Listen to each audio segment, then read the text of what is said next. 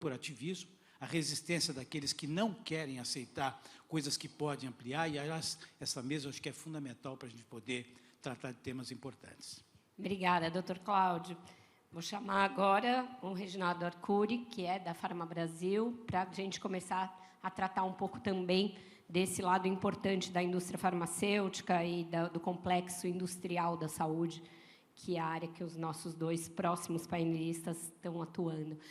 O senhor tem alertado para a necessidade do Brasil desenvolver o seu complexo industrial de saúde, e a gente viu isso de maneira inequívoca e muito sofrida na pandemia, o quanto o fato da gente não produzir insumos, não produzir medicamentos em larga escala nos afetou num primeiro momento. Queria entender o que a gente precisaria fazer, cotejando políticas públicas e a ação da iniciativa privada, também a parlamentar. A gente tem muitos congressistas aqui que certamente vão atuar nisso, regulação. Então, são muitas as frentes para se estruturar isso, que a gente ficou muitos anos sem olhar. O que está faltando fazer?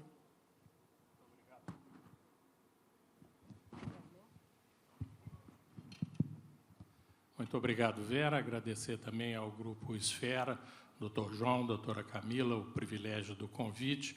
Cumprimentar a ministra, o professor Lotenberg, o Carlos. O Brasil tem uma capacidade de fazer da indústria farmacêutica e do complexo industrial da saúde algo extremamente raro, importante e muito avançado para o Brasil. Então, antes de falar um pouco do que nós precisamos, me permita falar um pouco do que já houve, né?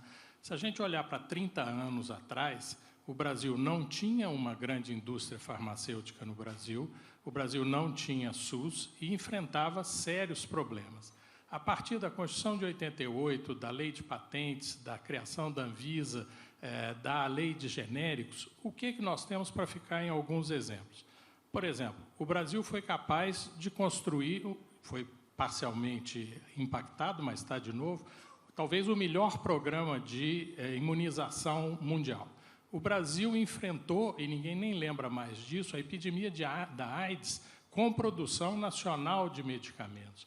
Os genéricos não existiam antes dos anos 90, hoje eles são quase 40% disso. E hoje, uma coisa que poucos conhecem também, o Brasil já está produzindo aquilo que é, por exemplo, a base das vacinas de RNA mensageiros e parte dos medicamentos, né, de rota biotecnológica, os anticorpos monoclonais, que tem um impacto imenso nisso que tanto a ministra mencionou, quanto o professor Lotenberg, que é o custo da saúde. Muito bem, nós estamos vivendo um momento muito interessante, porque o mundo inteiro está agora falando às claras, né, o que os países desenvolvidos sempre fizeram, que é necessário você ter políticas industriais.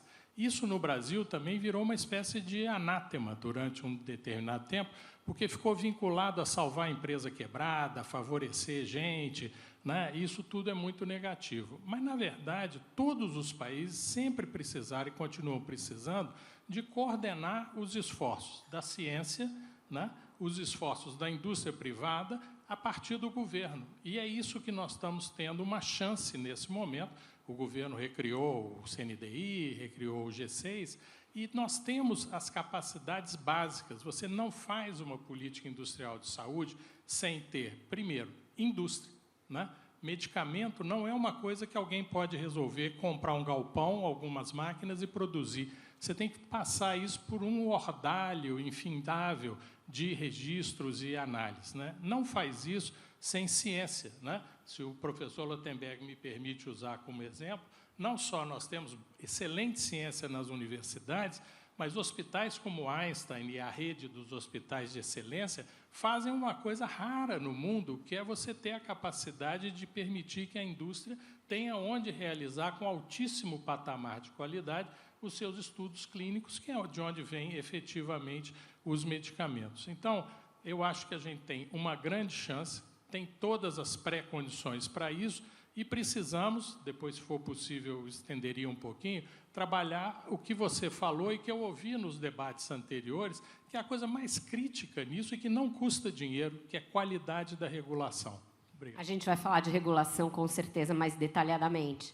Passar a palavra agora para o Carlos Sanches, que é presidente da AMS, e o o Reginaldo estava falando, ninguém começa um laboratório do nada e produz remédio, mas com ele foi quase isso. É um case de sucesso de transformar um laboratório que começou pequeno numa das maiores indústrias do Brasil.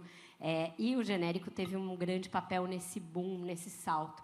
Queria entender, Sanches, a partir da sua experiência de ser um case de sucesso numa indústria tão complexa como a indústria farmacêutica, o que falta para que o Brasil tenha isso, uma indústria fechada e pujante e capaz de gerar não só cases específicos, mas ter em toda essa cadeia o mesmo sucesso que a gente teve com os genéricos e em outras etapas aí que o Reginaldo citou tanto. Bom dia a todos. Parabenizar a família Camargo por esse magnífico evento. O João Camargo realizou mais uma missão impossível, foi convencer eu a falar em público. E estou aqui. E toda vez que eu venho em alguma conversa sobre saúde, sempre é pelo acesso. Nunca é pelo complexo industrial da saúde. Nunca fui num evento que o acesso não dominou. O complexo industrial da saúde nos Estados Unidos representa mais de 20% no PIB. Isso dá mais que 3 ou 4 Brasis. No Brasil, é menos que 5%. Entre as 20 empresas mais valiosas do mundo, 3 são farmacêuticas, 4 são da área da saúde. E, junto com a informática e com a área militar, é a área que mais desenvolve tecnologia e conhecimento no mundo. Nós, a indústria farmacêutica nacional, como parte do complexo industrial da saúde, ela teve um grande boom no começo do século, com o advento do genérico. O genérico parece uma coisa simples, mas ele é a maneira internacionalmente aceita de se copiar um medicamento quando se vence uma patente. Isso trouxe uma agência respeitada mundialmente, regras internacionais claras, e que possibilitou uma indústria farmacêutica com a mão de obra nacional na área da saúde, que é uma das melhores do mundo, se tornar competitiva internacionalmente. E esse passo nós demos e hoje somos competitivos internacionalmente. Precisamos dar o principal passo, que é o passo da inovação radical. Para isso, nós precisamos ter o que mais ou menos aconteceu no genérico. Eu brinco que a gente precisa ter um padrinho. O genérico teve um padrinho, que foi o Serra. Nós precisamos achar um padrinho da inovação na área da saúde. Por quê? Porque é uma área regulada por várias agências. Nós não estamos, o Ministério da Saúde é o nosso ministério, só que ele está preocupado mais com acesso do que com a oferta. Nós temos uma agência que regula, mas a missão da Anvisa está errada. A missão da Anvisa é risco sanitário. Se você for comparar EMEA, FDA, risco sanitário é 15% da agência. A agência tem que se preocupar com inovação. Se não fosse inovação, a gente teria Covid até hoje. Se não fosse as agências tomar o risco de desenvolver uma vacina, a gente estaria nisso. E não é só a indústria, quer dizer, nós precisamos de estudos clínicos no Brasil. O Brasil tem uma classe médica reconhecida internacionalmente, temos hospitais maravilhosos de classe mundial. Por que o Brasil não se faz estudo clínico, não é ponta nisso no mundo? Por causa de regulação. E o estudo clínico é que traz o acesso. Quando a ministra falou, temos drogas experimentais, o que é uma droga experimental? É uma droga que está em estudo. Lá fora, essa droga ela é de graça, porque está usando para se comprovar o medicamento. No Brasil, estamos pagando por essa droga, que ainda nem registrada foi. Então, nós precisamos trabalhar nesse sentido, no sentido da inovação, de dar o outro passo, e temos empresas nacionais de portes mundiais. A gente pode chegar lá. A Embraer é um exemplo. Quem imaginava que o jato preferido dos Estados Unidos seria um jato de uma empresa brasileira? Porque houve uma confluência de fatores que fez uma Embraer existir. Houve uma universidade, houve uma política, houve um entorno. É isso que nós precisamos. Ótimo. Bom, dessa nossa primeira rodada aqui, essa questão regulatória emergiu de uma maneira muito forte, né? Seja pela ANS, na questão da saúde suplementar, seja na Anvisa, nessa questão da inovação e dos medicamentos. Vou voltar com a ministra, porque a gente estava conversando um pouquinho antes de começar o painel sobre maneiras da gente superar esse momento de judicialização e tentar tornar o sistema viável. E ela dizia que o judiciário está trabalhando numa solução de consenso em que operadoras, também a indústria farmacêutica, trabalhem aí para mitigar esse problema do acesso a medicamentos, a tratamentos, etc. Como é que seria isso, ministra? Bom, o judiciário ele não é um poder vocacionado para decidir que medicamento deve ser oferecido, em que circunstância. Isso demanda uma análise multidisciplinar da efetividade do medicamento, da segurança do medicamento, dos efeitos colaterais que ele traz, daqueles que já existem no mercado, daqueles que não há nenhum, e aí é possível assumir mais risco, já que não há outra possibilidade de tratamento da doença. Nós temos um papel muito relevante no Conselho Nacional de Justiça, que criou acordos com o Hospital Einstein, também com o Hospital Sírio, que dão pareceres que ajudam o juiz no momento de decidir. Chega uma liminar com pedido de urgência, a pessoa vai morrer se não tiver essa droga, já tentou de tudo. Então, o juiz não sabe como decidir isso, e essa atuação do CNJ de criação de núcleos dentro dos tribunais e também acordos com grandes centros que possam subsidiar é importante. Mas eu penso que o mais importante seria uma regulamentação de acordos de compartilhamento de risco, que hoje no Brasil é muito incipiente. Desde 2002 já existe isso na Inglaterra. Por meio desses acordos, se divide o risco de desenvolvimento de remédios experimentais que não se sabe se serão eficazes, não se sabe qual é o período de duração do tratamento, e que são comprados no Brasil só por força de decisões judiciais. Alguns deles, como o medicamento para a AME, que é uma doença de degeneração muscular muito grave, até 2009 só foi comprado por decisão judicial. São tratamentos que podem custar 5 milhões por pessoa e que, como disse o Dr. Sanches, deviam ser de graça, porque as indústrias elas querem vender o medicamento, elas prometem resultado, mas isso não está suficientemente testado.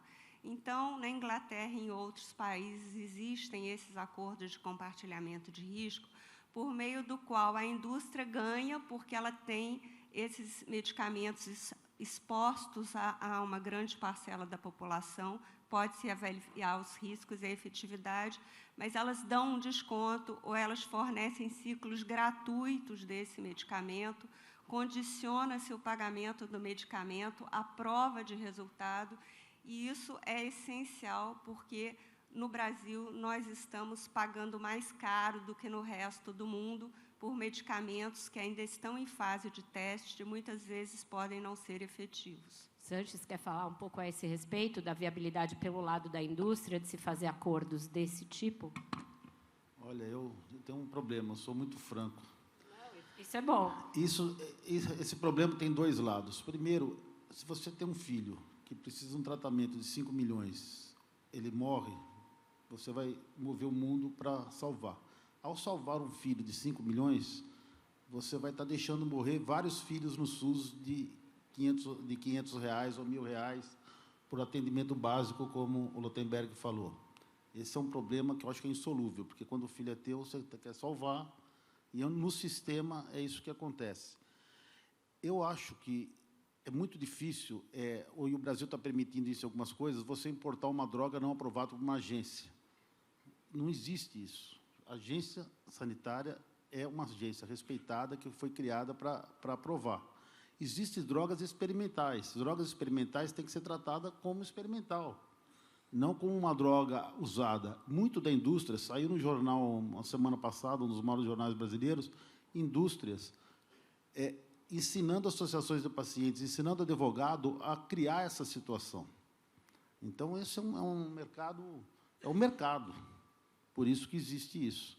e permitido pela Constituição brasileira, que diz que todo mundo tem que ter acesso a medicamento. Então, é uma legislação que tem que ser resolvida, tem que se encarar de frente, é um problema difícil.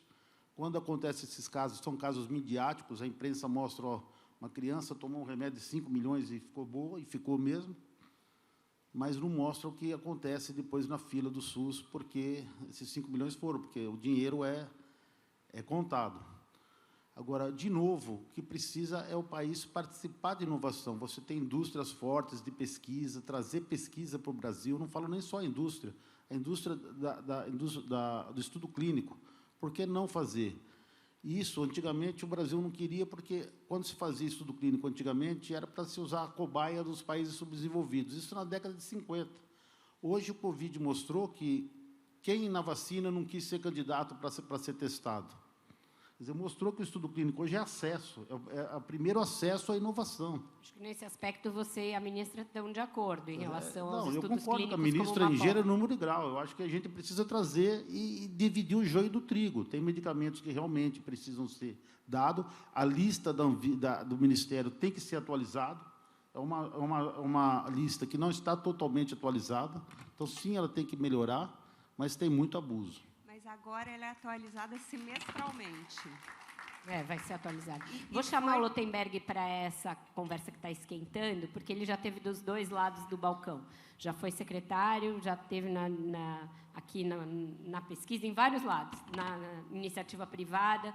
Como fazer para garantir que não aconteça isso que o Hugo Sanches falou? Você garanta, via judicialização, um tratamento caríssimo para o filho de quem tem acesso à justiça e deixe morrer tantos na fila do SUS por procedimentos, por exames, alguns exames que nem são oferecidos. O que a gente tem que fazer para pavimentar esse meio do caminho? Eu acho que é interessante, queria até te agradecer, há muito tempo não me chamo de professor, embora tenha titulação.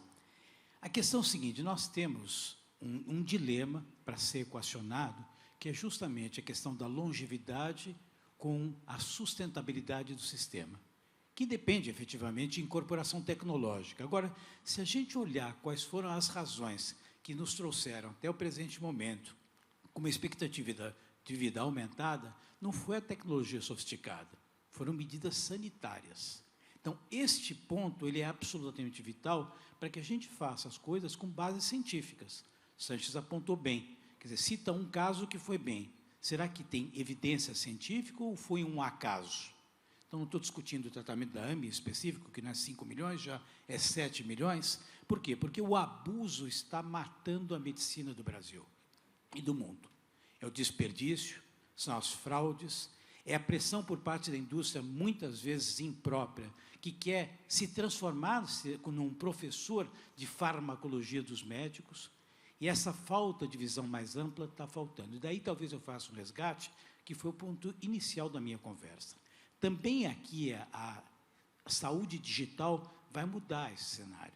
Porque com a riqueza de dados que a gente tem, com a inteligência artificial, essas questões vão ficar muito mais transparentes para que a gente possa definir o que de fato vai fazer a diferença, e não um caso. Você falou da questão da minha participação na vida pública. Você tinha uma judicialização por conta de um medicamento e era obrigado a cancelar uma campanha de vacinação. Isso é um absurdo em termos de saúde populacional. Então, eu tenho a impressão que a gente vai ter que investir um pouco mais. Pesquisa hoje, os bancos de dados são muito mais ricos do que qualquer estudo planejado, qualquer ensaio que a gente faça. Então, a gente, de fato, teria que investir muito em questão de redes digitais para não continuar pagando o custo do desperdício. Tem muita coisa acontecendo com medicina personalizada, Sanches. Quando a gente fala sobre a questão da utilização de medicamentos, com CAR-T-cells, engenharia genética, tudo pode ser previsível, Durso. Aquilo que vai funcionar, aquilo que não vai funcionar. De novo, temos que usar a boa ciência, pautada neste momento pela riqueza de dados. Isso vai responder muito por uma saúde mais equitativa, que é, no fundo, o que a gente imagina dentro de um país que quer incluir as pessoas como um todo. Reginaldo, você estava falando, né, da questão regulatória, e a gente está tratando um pouquinho delas. Dentro dela, e dentro também dessa discussão sobre regulação e judicialização, a questão das patentes é uma questão muito importante. O Sanches citou o Serra como o padrinho dos genéricos, e ele também empreendeu uma busca aí por quebra de patentes em medicamentos antirretrovirais e outros. Como que está esse momento do Brasil nessa discussão sobre patentes, como se dão esses lobbies e essas discussões, e o que a gente precisaria ter da parte do governo, do Congresso e do regulador para evitar que isso vire algo contra o consumidor, contra o cidadão. Obrigado. Eu vou pedir licença aqui à ministra. Em Minas Gerais, a gente aprende que o padre não pode falar da missa na presença dos cardeais. Então, eu vou ter que me arriscar aqui a falar um pouquinho do que são as patentes, e a ministra vai me perdoar aqui os escorregões jurídicos. Mas, para começar do início, né? Patente não é propriedade de ninguém. Patente é um privilégio temporário, né, que o Estado concede para estimular o inventor, por uma parte. Por outra parte, para fazer com que esse conhecimento que foi desenvolvido, que é inovador, ele possa, depois de um prazo certo, ser dividido com a sociedade para que você possa, por um lado, ampliar a capacidade de produção daquilo pela sociedade. Um dos impactos é exatamente você reduzir o preço, e o outro é você poder continuar desenvolvendo, né, aquele produto ou derivados daquele produto. No caso de medicamentos, isso é absolutamente crítico, porque a questão de acesso e de desenvolvimento científico está nitidamente ligada a isso. Vou chegando no caso do Brasil para encurtar a questão. Havia um parágrafo único do artigo 40 da Lei de Propriedade Industrial, que era um mecanismo que permitia que, em função de eventuais atrasos do INPI, a patente fosse estendida. A indústria farmacêutica se insurgiu contra isso desde sempre, e, a partir de 2013, no Supremo Tribunal Federal. Em 2021, o Supremo disse, não, isso é inconstitucional. A Constituição diz que o privilégio é por tempo determinado. Né? Muito bem, foi resolvido. O que acontece hoje? Aqueles que perderam, não o direito à patente, que continua, e as empresas do Grupo Farma Brasil, a MS é uma das fundadoras, defendem as patentes. O que acontece? Quem tinha mais de 20 anos, houve, na decisão do ministro Toffoli, né, a decisão de que, bom, daqui dos 20 anos para frente não existe mais. E aí há um mecanismo muito complicado, eu me arrisco a dizer muito perigoso no Brasil, que os que tiveram esse direito ajustado, eles não perderam nada, porque se a coisa era inconstitucional, ninguém perdeu nada. Tiveram esse tempo ajustado, estão se insurgindo, usando o judiciário brasileiro para usar uma figura simples, para dar uma volta na decisão do Supremo, né, dizendo, não, há outras leis do manejo dos processos administrativos, que diz que, se o INPI atrasa, eu posso acionar a União contra. Né? E, além disso, dizem, olha, há uma legislação norte-americana que é um mecanismo de fazer um outro tipo de extensão de patentes. A única coisa que isso faz é gerar insegurança jurídica, porque, no fim, o que vai prevalecer, como o Judiciário tem feito, é a decisão do Supremo. Mas é muito ruim, né? Por quê? Porque as indústrias farmacêuticas não podem se arriscar a começar a produzir nada que ainda esteja sob patente. Né?